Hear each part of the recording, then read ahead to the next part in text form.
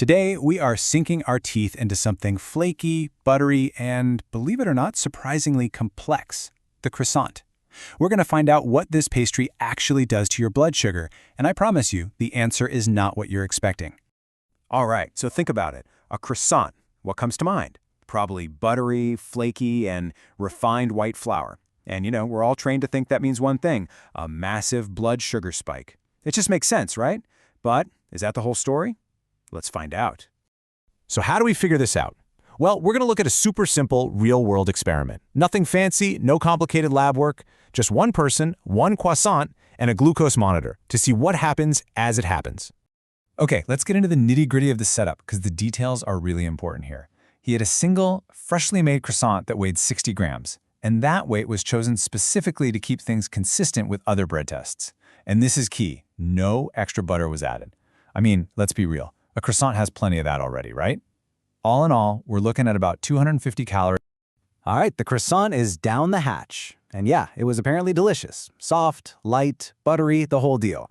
But that's just how it tastes. The big question, the reason we're here, is what's that glucose monitor going to say? What's really going on inside? And here it is, the big reveal. Honestly, this result is one of those things that just makes you go, wait, what? It completely flips the script. So yeah, you might want to brace yourselves for this. So after all that delicious, buttery, refined flour goodness, the glucose monitor showed a total spike of only 22, just 22 milligrams per deciliter. That's it.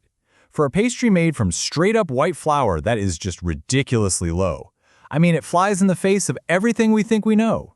And just to give you some context for how wild that number is, the guy who ran this test actually said, and I'm quoting here, that this was the lowest sugar spike in the entire series so far. So we're not just talking low, we're talking a new record low.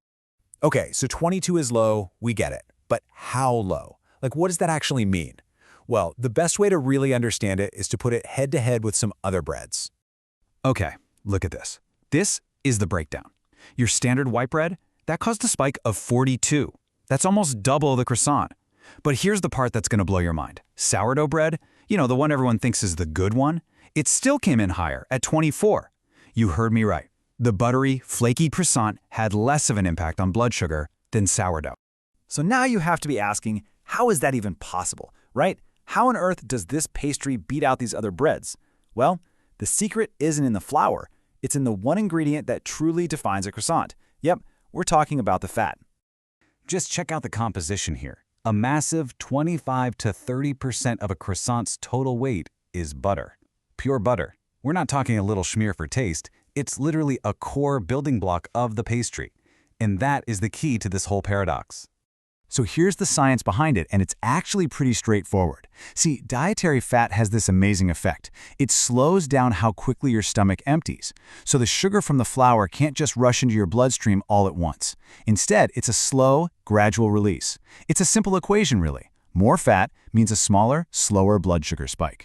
Okay, so does this mean you should start your day with a croissant instead of sourdough toast? Well, let's hold on a second. Because while a low blood sugar spike is fantastic news, it's not the only thing that matters. There's a big-time trade-off we have to talk about. So here's the deal, plain and simple. The good news? That croissant is surprisingly gentle on your blood sugar. The trade-off, all that butter that's doing the wonderful work of slowing down sugar absorption, well, it's also packed with calories. Fat is just super calorie dense. There's no way around it. So where does that leave us? What's the bottom line? Well, the croissant isn't the enemy, but it's not exactly a health food either. It's just a food. What it really shows us is that managing blood sugar is way more nuanced than just carbs are bad. It's about the whole package, the fat, the protein, everything. The real takeaway here is just about being smart and mindful about what we're eating. And that kind of leaves us with this really interesting question, doesn't it?